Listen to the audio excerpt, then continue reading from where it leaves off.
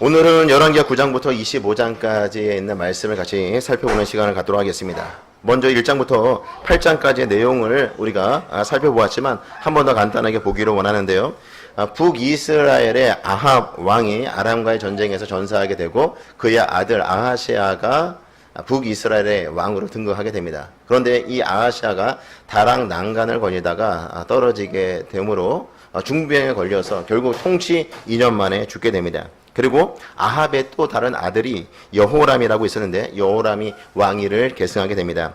이렇게 악의 대명사처럼 여겨졌던 아합과 그의 아들들이 왕위를 계승하면서 북이스라엘은 영적으로 더욱더 어두워지게 됩니다.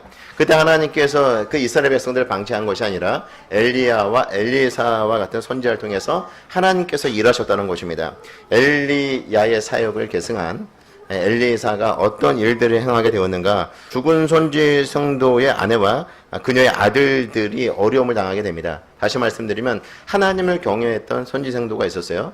장차 이제 선지자가 될 사람이었는데 이 사람이 죽게 되자 갑자기 그 미망인이 된 아내와 더불어서 두 명의 자녀들이 모든 빚을 다 떠안게 된 것입니다. 그럴 때 엘리사에게 이 문제를 알게 되었을 때 엘리사가 이웃들에게 가서 그릇을 빌려오라고 하고 집에 있는 남은 기름을 그 빈 그릇에 붓게 되자 계속해서 채워지는데 마지막 그릇까지 다 채워지게 된 것입니다. 그리고 엘리사는 그 기름을 나가서 팔아서 빚을 갚으라고 합니다. 그리고 빚을 다 갚고 난 다음에 그 남은 기름을 가지고 생활할 수 있도록 만들어주죠. 뿐만 아니라 그 수넴 여인이 있었는데 하나님의 사람을 잘 경외하는 사람, 하나님의 사람을 잘 대접하고 공개하는 그 일을 하는 사람이었습니다. 하는 여인이었죠.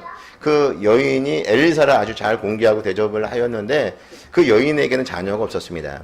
그럴 때 엘리사가 하나님 앞에 기도함으로 기적적으로 이 수넴 여인이 아이를 갖게 되고 아이를 출산하게 됩니다. 그런데 문제는 이 아이가 자라면서 갑자기 죽게 되는 거죠. 그랬을 때 이 수넴 여인이 이 문제를 가지고 엘리사를 찾아오게 됐을 때 엘리사는 역시 하나님께 기도함으로 죽었던 이 아이를 살리는 놀라운 기적을 행하게 됩니다. 뿐만 아니라 흉년의 때에 먹을 것이 없을 때에 제자들이 나가서 들 호박을 따가지고 국을 끓였는데 이 국에 독이 들어가 있어서 먹을 수 없게 되었던 것입니다. 그럴 때 이 엘리사가 국에 가루를 넣어서 독을 제거하고 또 그 흉년의 때이지만 그들이 먹을 수 있도록 만들어주는 그런 역할들도 감당하게 됩니다.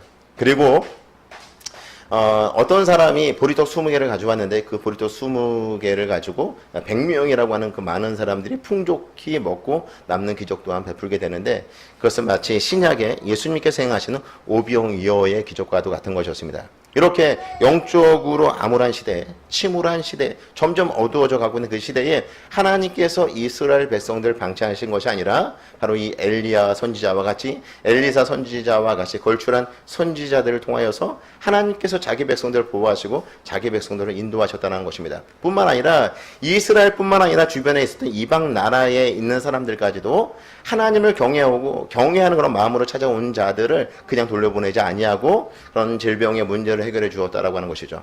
아람 나라 군대 장관이었던 나아만이 자신이 걸린 그 나병의 문제를 해결하기 위해서 엘리사를 찾아오게 되었을 때 엘리사가 요단강에 7번 몸을 담가라고 하죠. 그럴 때 아이 피부와 같이 깨끗하게 낫게 되는 그런 놀라운 기적을 또한 경험을 하게 됩니다. 그리고 이 주변에 있었던 그 대적들로부터 이스라엘을 지키고 보호하고 구원해내는 이런 놀라운 일들을 엘리사가 하였다라고 하는 것입니다. 성도 여러분, 아합과 그의 아들들이 통치하였던 그렇게 영적으로 어둡고 침울한 나라였지만 하나님께서 방치하지 아니하시고 하나님께서 외면하지 아니하시고 엘리사와 같은 또 엘리야와 같은 훌륭한 선지자들을 통하여서 자기 백성들을 먹이시고 입히시고 돌보시는 귀한 사역들을 감당하게 하셨다라고 하는 것, 하나님의 그 사랑이 또 하나님께서 포기하지 아니하고 자기 백성들에 대해서 관심을 갖고 계시다라고 하는 것을 우리에게 알려주고 있는 것입니다. 오늘날 이 시대도 영적으로 어두워진 시대입니다. 영적으로 무뎌진 시대입니다. 하나님의 말씀대로 순종하지 아니하고 삶을 살아가도 성도가 하나님의 말씀에 순종하지 않고 살아간다 하더라도 전혀 부끄러움을 느끼지 않는, 예배하지 않아도 전혀 그것이 흠이 되지 않고 부끄러워하지 않는 그런 시대를 우리가 살아가고 있습니다. 그런 영적으로 어두워지고 영적으로 타락한 이 시대에도 하나님께서는 하나님의 사람을 통해서 일하신다는 것입니다. 누구를 통해서? 먼저 구원받은 하나님의 백성들, 하나님의 자녀들을 통해서 놀라운 일들을 해 나가신다라고 하는 것을 우리에게 알려주고 있는 것입니다. 성도 여러분, 우리는 어떤 삶을 살아가고 있습니까? 저와 우리 성도 여러분들은 하나님께 먼저 부름받은 하나님의 자녀들입니다.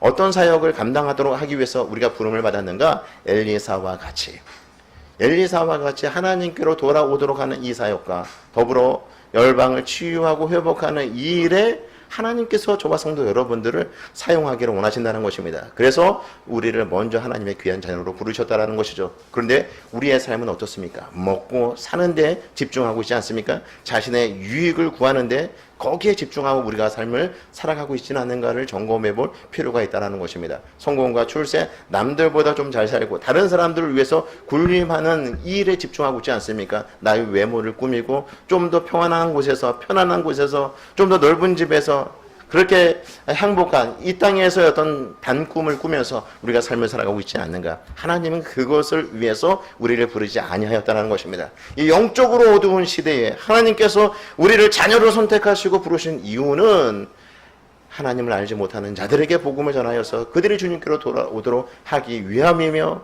마음이 상처가 나고 아파하고 또 힘들어하고 고통하는 그 영혼들에게 건강한 공동체를 소개하여서 그 공동체 안에서 그를 치유하고 회복하는 이 일들을 감당하도록 하기 위해서 저와 우리 성도 여러분들을 부르셨다라고 하는 사실이죠. 이 사실을 기억하시고 우리가 어떤 삶을 살아야 될 것인가? 엘리야와 같이 하나님께로 영혼들이 돌아오도록 하는 이 사역과 건강한 공동체를 만들어서 정말 상처 입은 영혼들이 그 공동체 안에서 회복되어지는 그 일들을 감당할 수 있는 그런 공동체를 만드는데 저와 성도 여러분들이 힘을 내시기를 주의 이름으로 축복합니다.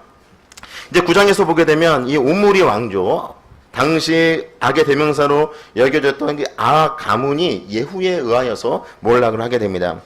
예후는 아람과의 전쟁에서 부상을 입은 여호람 왕을 죽게 됩니다. 그리고 남쪽 유다와 그 당시에 어떤 그 북이스라엘은 동맹 관계에 있었는데 북이스라엘 여호람 왕을 부상당한 여호람 왕을 병문안하기 위해서 남쪽 유다의 아하시아 왕이 방문하게 되는데 그 방문하였던 아하시아 왕도 예후가 죽이게 됩니다. 여기서 끝나는 것이 아니라 예후가 또한 어떤 일들을 하게 되냐면은 이세벨이라고 하는 아하 왕의 부인, 이 이세벨은 바알이라고 하는 이 종교를 북이스라엘 가운데 뿌리 내리게 했던 장본인이었습니다. 이 이세벨을 죽이고 또 그 악한 왕이었던 아하 왕의 그 왕자들 있지 않습니까? 모든 왕자들 다 죽이게 됩니다. 뿐만 아니라 바알 신을 섬겼던 제사장들과 또 바알 신을 추종했던 모든 사람들을 한 곳에 다 불러 모은 다음에 한 번에 그들 다 제거하게 되고, 그다음에 바알을 섬겼던 그 신당을 화장실로 만들죠. 성경에서 보게 되면 변소로 만들었다라고 말씀하고 있습니다. 이렇게 예후는 아합 왕가를 완전히 몰락시키고 또 바알 종교, 북이스라엘 가운데 뿌리내렸던 이 바알 종교를 척결하는 데 있어서 혁혁한 공을 세웠던 사람이다라고 볼 수가 있는 것입니다. 이렇게 해서 이제 북이스라엘의 우므리 왕조는 예후에 의하여서 완전히 몰락을 하게 되는데, 사실 엘리야는 이 아합 왕가가 점점 번성해지는 것으로 인하여서 정말 깊은 영적 침체를 경험했던 사람이기도 하였습니다. 다시 말씀드리면 아합 왕 때에 이 바알 종교가 이 북이스라엘 뿌리 내리고 있을 때에 엘리야 선지자가 갈멜산에서 바알 선지자와 아세라 선지자 850대 1로 갈멜산에서 격돌을 하게 되죠. 그러니까 이 내용은 무엇인가 하면 누가 참 하나님이신가? 여호와가 참 하나님인가, 바알이 참 하나님인가, 이 갈멜산에서 격돌을 하게 되는데 그때 누가 승리를 하게 됩니까? 엘리야가 승리를 하게 됩니다. 그리고 850대 1로 이 엘리야가 붙어서 승리를 얻고 난 이후에 엘리야가 생각한 것이 무엇이었는가? 이 사건을 통해서 아합 왕이 회개를 하게 될 것이다. 또 이 사건을 통하여서 온 이스라엘의 종교 개혁이 일어나게 될 것이고 이제 부흥을 회복하게 될 것이다. 이런 기대에 부풀어 있었던 것이죠. 그런데 아합 왕은 회개를 하지 않습니다. 그리고 이세벨은 오히려 이 엘리야를 죽이려고 합니다. 그럴 때 엘리야가 당황하죠. 당황하여서 부엘세바로 내려가 하룻길집 광야로 들어가 로뎀나무 아래에서 하나님께 죽기를 구하고 있습니다. 왜 이런 태도, 이런 자세로 이 엘리야가 머물게 되냐면 영적으로 깊은 침체를 경험하였기 때문입니다. 그러니까 엘리야는 이렇게 대대적인 그 하나님의 어떤 분이신가를 드러내는 그런 역사적인 순간을 아합 왕과 그리고 함께했던 이스라엘 백성들이 목도하였다라고 한다면 그들의 회개와 그들의 변화가 있을 것으로 기대했는데 전혀 변하지 않는 거예요. 아합 왕은 회개하지 않습니다. 오히려 이세벨이 엘리야를 죽이려고 하다 보니까 이 엘리야 마음 가운데 영적 부흥이라든지 영적인 어떤 그런 개혁들이 일어나지 않게 되자 영적 깊은 침체, 오히려 하나님께서 그런 어떤 변화를 주도적으로 써나가시지 않는 것에 대한 실족함이 있었다라고 하는 것이죠. 그런데 오늘 말씀을 보시게 되면 이 예후 시대에 와서 예후에 의해서 그 아합의 왕가가 완전히 몰락을 하게 되고 바알 종교가 뿌리까지 뽑혔다라고 하는 것을 말씀해 주고 있는 것입니다. 이 말씀을 통해서 우리에게 알려주는 바가 무엇이냐면 악인이 형통해 보인다 할지라도 그 악인에게는 반드시 하나님의 심판이 있다라고 하는 것을 말씀해 주고 있는 것입니다. 우리 시편에 있는 말씀 한 구절 볼까요? 시편 73편 1절부터 5절에 있는 말씀을 제가 읽어드리겠습니다. 하나님이 참으로 이스라엘 중 마음이 정결한 자에게 선을 행하시나 나는 거의 넘어질 뻔하였고 나의 걸음이 미끄러질 뻔하였으니 이는 내가 악인의 형통함을 보고 오만한 자를 질투하였음이로다. 그들은 죽을 때에도 고통이 없고 그 힘이 강건하며 사람들이 당하는 고난이 그들에게는 없고 사람들이 당하는 재앙도 그들에게는 없나니. 여기서 보게 되면 하나님은 경건한 자에게 선을 행하시는 분이다. 우리 하나님은 선하신 분이다. 내가 그렇게 알고 있다라는 것이에요. 그런데 이 시인이 넘어질 뻔하였고 미끄러질 뻔하였다. 이것은 실족할 뻔하였다라고 말씀하고 있는 것입니다. 그 이유가 무엇인가? 3절에 말씀하고 있는 것이에요. 악인의 형통함을 받았다는 것입니다. 그들은 죽을 때에도 고통이 없다는 거예요. 그 힘이 강건하여서 죽는다는 거예요. 평안히 눈을 감는다라고 하는 것을 말씀해 주고 있어요. 5절을 보게 되면 사람들이 당하는 고난이 그들에게는 없고 사람들이 당하는 재앙도 그들에게는 없나니. 요즘 그런 부자들의 죽음을 보게 되면 고통 없이 죽게 되는 것을 보지 않습니까? 이렇게 악인들이 고통도 당하지 아니하고 형통한 그런 삶들을 살아가는 것을 바라보면서 의인이 지금 넘어질 뻔하였다, 실족할 뻔하였다, 미끄러질 뻔하였다 라고 고백을 하고 있는 것입니다. 성도 여러분, 오히려 하나님의 말씀대로 순종하며 살려고 하는 그 성도들에겐 고난이 있습니다. 억울한 일도 많이 있게 되고요. 손해도 많이 보게 됩니다. 그런데 이 악인은요, 계속해서 형통한 삶들을 살아가게 된다는 것이에요. 이런 모습들을 바라보면서 시인이 넘어질 뻔하였는데 성경에서 궁극적으로 말씀하고 있는 것은 무엇입니까? 예후에 의하여서 아합 왕조가 몰락을 한 것처럼 악인이 끊임없이 영원히 형통할 것 같지만 악인이 영원히 형통하지 않는다는 것이에요. 그 결말이 반드시 있는 것이고 그 결말이 좋지 않다는 것이에요. 악인은 반드시 하나님의 심판이 있다라고 하는 것을 분명히 말씀해 주고 있는 것입니다. 시편 1편에서도 시편 1편 4절부터 6절에 있는 말씀 제가 읽어드리겠습니다. 악인들은 그렇지 아니하며 오직 바람에 나는 겨와 같도다. 그러므로 악인들은 심판을 견디지 못하며 죄인들이 의인들의 모임에 들지 못하리로다. 무릇 의인들의 길은 여호와께서 인정하시나 악인들의 길은 망하리로다. 악인들의 종국, 악인들의 마지막은 그 끝이 아름답지 않다라는 거예요. 의인의 길은 하나님의 말씀을 붙잡고 하나님을 왕으로 모시고 삶을 살아가는 자의 그 마지막 종국은 아름답지만, 아름다운 하나님께서 주신 복을 받아 누리지만 악인들의 그 길의 마지막 그 종국은 아름답지 않다. 악인들의 길은 망하게 된다라고 분명히 우리에게 말씀해 주고 있습니다. 그러니까 엘리야가 실족하고 영적으로 깊은 침체에 빠진 이유가 아합 왕이 돌이키지 아니하였기 때문에, 오히려 이스라엘 가운데 종교개혁과 종교 부흥이 일어날 것으로 기대했는데, 바알 종교가 완전히 척결될 것으로 기대했는데 전혀 그런 것들이 일어나지 아니하고 이세벨이 오히려 살기가 등등해지고 아합 왕의 회개가 일어나지 아니하고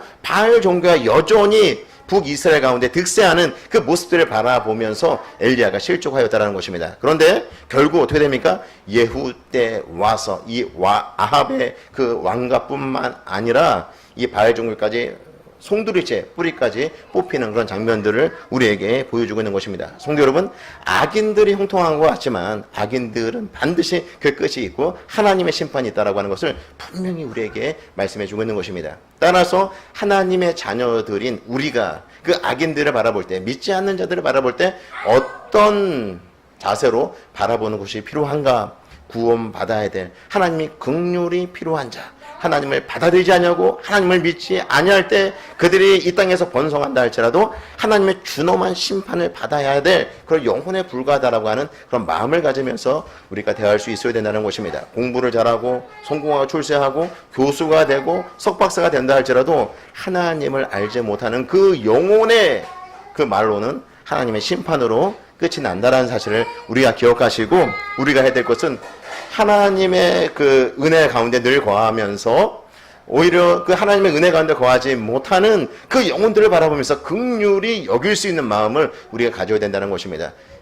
악인들의 형통을 부러워하지 마시고 하나님의 준엄한 심판이 그들에게 있음을 우리가 기억하고 오히려 그들을 불쌍히 여기면서 때를 얻든지 못 얻든지 그들에게 복음이 심겨줘야 된다라고 하는 그런 의식을 가지고 복음을 전하며 어떻게 하든지 하나님의 그 놀라운 은혜와 사랑을 흘려보내는 귀한 축복의 통로가 되어야 되겠다, 그런 마음을 가지고 삶을 살아가시는 저와 성도 여러분들 모두가 되시기를 주의 이름으로 축복합니다. 이렇게 해서 오므리 왕조의 아합 시대가 끝이 나고 예후 이제 왕조의 시대가 전개됩니다. 근데 이 예후가 철저히 하나님 말씀에 순종하여서 아합 왕가를 몰락시키고 그리고 바알 종교를 뿌리째 뽑아내는, 바알 종교를 척결하는데 앞장선 것처럼 보이지 않습니까? 그러니까 예후가 철저하게 하나님 말씀에 순종해서 이 모든 것들을 이룬 것처럼 보이지만 성경은 이 예후를 선하는 왕이다, 하나님 마음에 합한 왕이었다, 다윗과 같은 왕이었다, 이렇게 평가하지 않습니다. 오히려 성경은 예후를 악한 왕이라고 표현을 하고 있는데 그 이유가 무엇인가? 열왕기하 10장 28절 29절에 있는 말씀을 보도록 하겠습니다. 열왕기하 10장 28절 29절에 있는 말씀 같이 읽겠습니다. 시작. 예후가 이와 같이 이스라엘 중에서 바알을 멸하였으나 이스라엘에게 범죄하게 한 느바세의 아들 여로보암의 죄 곧 베델과 단에 있는 금송아지를 섬기는 죄에서는 떠나지 아니하였더라. 31절에 있는 말씀 보겠습니다. 그러나 예후가 전심으로 이스라엘 하나님 여호와의 율법을 지켜 행하지 아니하며 여로보암이 이스라엘에게 범하게 한 그 죄에서 떠나지 아니하였더라. 무엇을 말씀하고 있습니까? 전심으로 하나님을 섬기지 아니하였다는 거예요. 율법을 지키지 아니하였다는 것입니다. 그러니까 예후가 아합 왕가를 제거하고 그다음에 바알 우상을 섬기는 것을 완전히 척결한 데 있어서는 하나님의 말씀을 철저하게 순종한 것처럼 보이지만 그가 하나님의 말씀을 행하지 아니하였다라고 말씀하고 있어요. 이것은 느바세 아들 여로보암이 단과 베델 사이에 금송아지를 만들고 이것을 하나님으로 섬기게 하였다는 것이에요. 왜 하나님으로 섬기게 하였냐면 이스라엘 백성들이, 북이스라엘 백성들이 예루살렘으로 가서 거기서 절기를 지키고 거기서 하나님을 섬기게 될 때 그 백성들 다시 북이스라엘로 올라오지 않을까봐, 그리고 여로보암 왕을 죽일까봐 단과 베델 사이에 금송아지를 만들고 그것이 하나님으로, 그것을 하나님으로 섬기게 하였던 것인데, 이 예후 역시 마찬가지로 이 금송아지를 없애지 아니하고 단과 베델 사이에 있는 그 금송아지를 하나님으로 섬기게 하였다는 것입니다. 그러니까 이런 측면에서 보게 되면 이 예후라고 하는 사람이 하나님 말씀에 순종할 때는 언제 순종하였는지를 우리가 볼 수가 있죠. 자신에게 이익이 되고 자신의 왕권을 견고하게 세워 나가는 데 있어서 하나님 말씀에 순종하는 것이 득이 되기 때문에 예후가 순종하였던 것입니다. 그런데 이 단과 베델에 있는 이 우상을 제거하지 않는 것은, 그것을 제거하게 될 때는 이스라엘 백성들이, 북이스라엘에 있는 이스라엘 백성들이 남유다로 내려갈 수 있는 그런 가능성이 있기 때문에 그 말씀에 대해서는 순종하지 아니었다는 거예요. 31절에 있는 말씀 다시 한번 볼까요? 그러나 예후가 전심으로 이스라엘 하나님 여호와의 율법을 지켜 행하지 아니하며 여로보암이 이스라엘에게 범하게 한 그 죄에서 떠나지 아니하였더라. 그러니까 죄를 범하였다는 거야. 전심으로 하나님을 섬기지 아니하였다는 것입니다. 자신에게 이익이 있을 때 복 받으십시오, 성공하십시오, 출세하십시오, 이런 말씀에 대해서는 여과하지 아니하고 걸러내지 아니하고 받아들인 반면에 순종하십시오, 헌신하십시오, 물질도 헌신해야 됩니다, 이런 말을 하게 될 때 성도들은 반응하지 않는다는 거예요. 복 받으라고 하는 말에 대해서 어떻게 합니까? 아멘 아멘 큰 소리로 반응하는 반면에 헌신하셔야 됩니다. 물질도 헌신하지, 그것이 진정한 헌신입니다. 이런 메시지를 전하게 될 때 아멘하지 않는다는 것이에요. 걸러낸다는 거죠. 필터링 한다는 거죠. 그러니까 자신에게 득이 되는 말씀, 자신에게 이익이 되고 자신의 어떤 성공과 출세에 어떤 밑거름이 되는 그런 말씀들이 들려지게 될 때는 아멘 아멘 하지만 나에게 헌신과 고난과 손해를 요구하는 그 말씀들을 계속해서 걸러낸다는 거죠. 그것이 여로보암의 길을 따라간 이 예후의 모습과도 같은 것입니다. 우리 안에 그런 모습이 있다는 것이에요.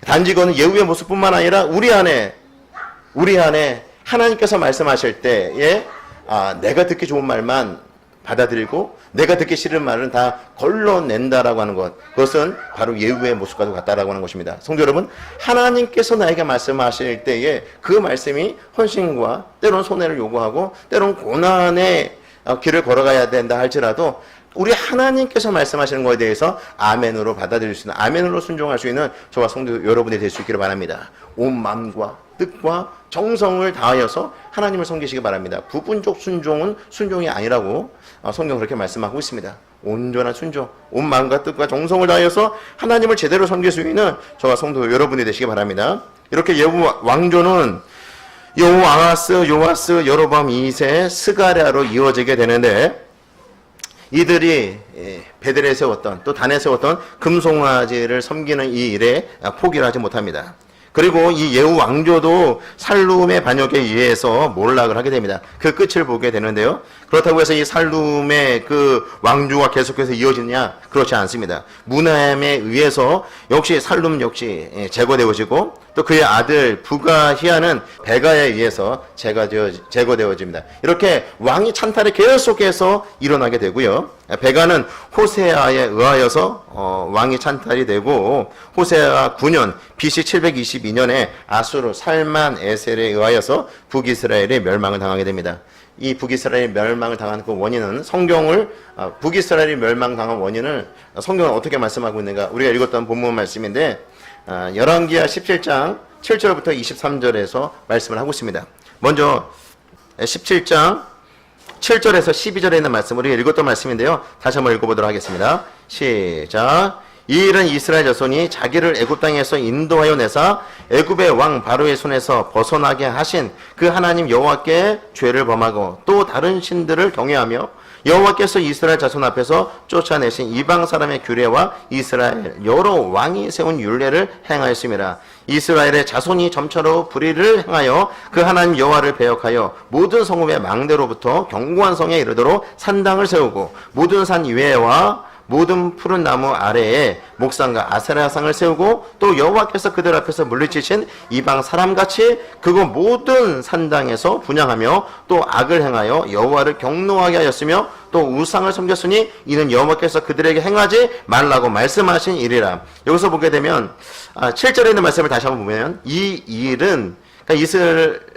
북이스라엘 멸망한 이유를 말하고 있는 것입니다. 이스라엘 자손이 자기를 애굽 땅에서 인도해내사 애굽의 왕 바로의 손에서 벗어나게 하신 그 하나님 여호와께 죄를 범하고 또 다른 신들을 경외하며, 그러니까 이스라엘 백성들이 어떤 상태에 있을 때에 하나님께서 애굽에서 건져내신 것입니까? 400년이라고 하는 긴 시간 동안에 종살이를 하고 있을 때 애굽의 그 손에서 그 누구도 벗어날 수 없는 그 상태에 있었는데 하나님께서 하나님의 그 크신 손이 강력하게 개입하사 애굽에서 이스라엘 백성들을 건져내신 것이에요.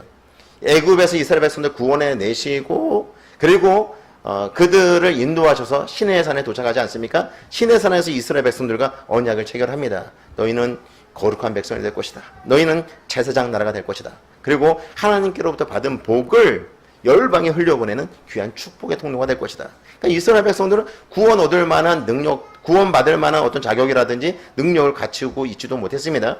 그러니까 구원 얻을 만한 것이 정말 단 1도 없었는데 우리 하나님께서 이스라엘 백성들을 애굽에서 건져내신 거예요. 아브라함과 한 언약에 근거하여서 이스라엘 백성들을 건져내시고 시내산에서 언약을 체결하게 되었던 것입니다. 그러니까 이스라엘 백성들이 잊지 말고 기억해야 될 것이 하나님의 은혜였던 거죠. 우리같이 부족하고 연약한 자들, 구원받을 만한 것이 조금도 없는 우리를 구원하여서 하나님의 백성이 되게 하고 하나님께서 복을 주시고 이 복을 흘려보내는 축복의 통로가 되게 하셨다. 이 은혜를 절대로 잊어버려서는 안 되는데 이스라엘 백성들이 은혜를 잊어버리니까 그들의 관심이 다른 곳으로 향하게 되었던 것입니다. 성도 여러분, 하나님의 은혜 가운데 우리가 거하게 될 때, 하나님의 은혜 가운데 우리가 살게 될 때에는 이 땅에 있는 것들 별 관심이 없어요. 그냥 하나님의 은혜가 너무 좋아요. 하나님의 말씀에 순종 순종하고 삶을 살아가는 것이 너무나 행복해요. 그리고 그 말씀에 순종하여서 다른 사람들에게 복을 나눠주는 것이 너무너무 좋아요. 그런데 하나님의 은혜를 상실하게 되면 예배 드리는 것도 힘들고 기도하는 것도 힘들고 말씀대로 순종하는 것들은 더욱더 힘들게 되는 것이죠. 그냥 세상의 방식대로 성공과 출세를 향하여서 그렇게 달려가는 것, 그것이 당연한 것처럼 여기며 우리가 삶을 살아갈 수 있게 되는 것입니다. 성도 여러분, 하나님께서 우리에게 베풀어 주신 은혜를 다시금 회복하시기 바랍니다. 말씀을 가까이 할 때 회복할 수 있습니다. 하나님 앞에 기도로 나아갈 때 회복할 수 있습니다. 하나님을 예배할 때 하나님께서 베풀어 주신 그 놀라운 은혜를 우리가 다시금 회복할 수 있는 것입니다. 예배를 통해서 하나님은 임재하십니다.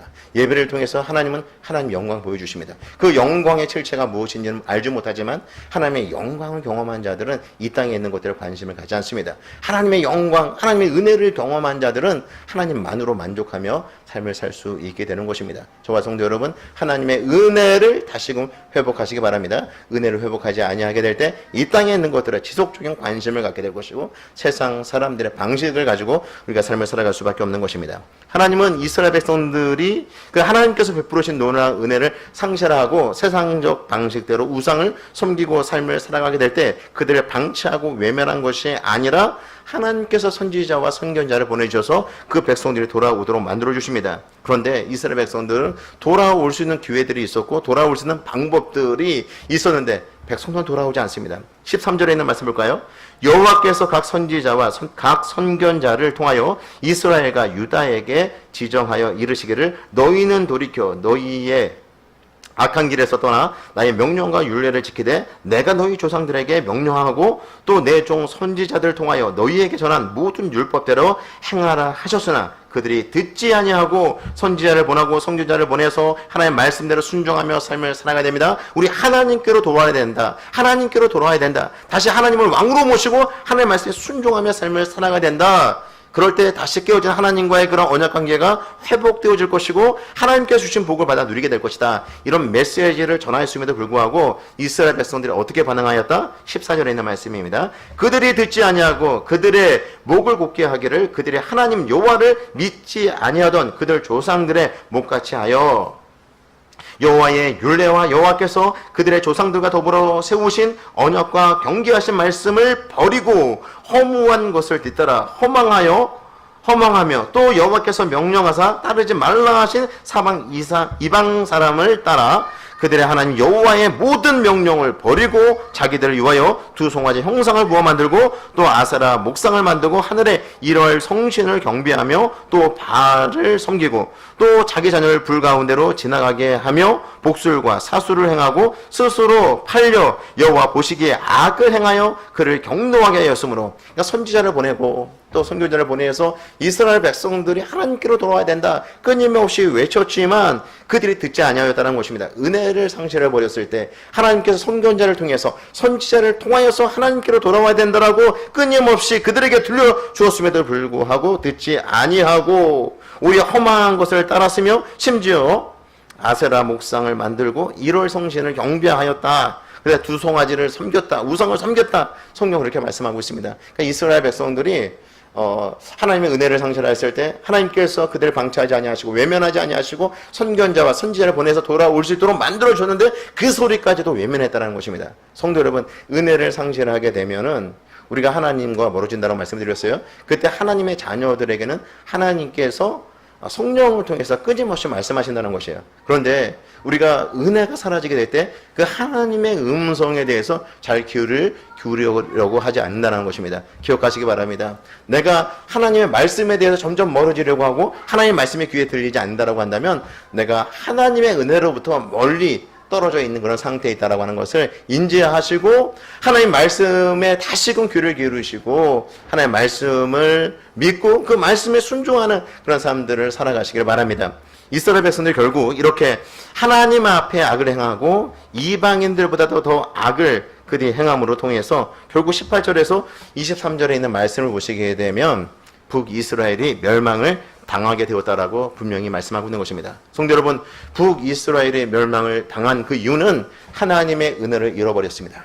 하나님의 은혜를 그들이 상실해버리고 이방에 있는 우상들을 섬겼습니다. 선견자를 통해서 하나님의 음성을 들려주었지만, 하나님께로 돌아오라고 하는 음성을 들려주지만 이스라엘 백성이 돌이키지 않았습니다. 결국 아수르에 의해서 이 북이스라엘이 멸망을 당했던 것입니다. 저와 성도 여러분들도 기억하시기 바랍니다. 하나님께서 예수 그리스도 안에서 우리를 하나님의 귀한 자녀로 삼아 주셨습니다. 하나님의 그 놀라운 은혜로 우리가 정말 죽어도 주를 위해 죽고 살아도 주를 위해 살겠습니다. 이런 결단과 헌신을 우리가 하지 않았습니까? 하나님의 은혜 없이는 살아갈 수 없는 존재입니다라고 하는 이런 고백들을 우리가 하고 이제 하나님 영광을 위해서 하나님 나라를 위해서 살겠습니다. 이런 결단을 우리가 했는데 시간이 지나면서 은혜를 상실하게 될 때 점점 이런 것들이 약화될 수밖에 없는 것이죠. 그리고 하나님 말씀을 처음 들을 때는 정말 꿀송이와 같이 달게 느껴졌던 그 말씀도 시간이 점점 지나면서 지루하게 느껴지고 또 졸음이 오게 되고 또 안 들려지게 되는 것이죠. 물론 말씀을 전하는 그 메신저도 중요하지만 말씀을 듣는 우리의 자세가 너무너무 중요하다는 것입니다. 하나님 말씀이 들려줘야 됩니다. 그리고 그 말씀에 반응해야 됩니다. 그리고 은혜를 회복해야 됩니다. 그래야지 하나님께서 우리에게 주신 복을 받아 누리고 그 복을 흘려보낼 수 있는, 우리 이웃들에게 흘려보낼 수 있는 그런 축복의 통로가 될 수 있다는 사실입니다. 이와 같은 사실을 기억하시고 하나님과의 그런 친밀한 관계를 유지하고 하나님께서 우리에게 베풀어 주신 놀라운 은혜를 늘 풍성히 받아 누리며 그 복을 이웃들에게, 내가 속해 있는 공동체 구성원들에게 아낌없이 흘려보낼 수 있는 귀한 축복의 통로로 쓰임받는 저와 성도 여러분 모두가 되시기를 주의 이름으로 축복합니다.